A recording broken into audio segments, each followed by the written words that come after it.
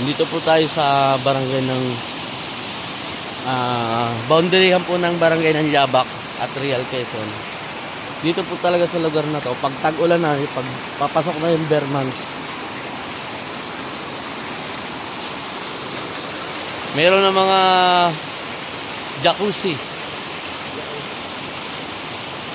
waterfall galing sa gubat. Ang alam ko pa mayroong binebenta dito na property.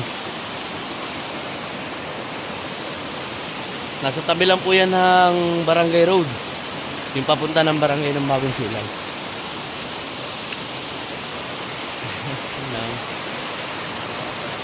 Ganda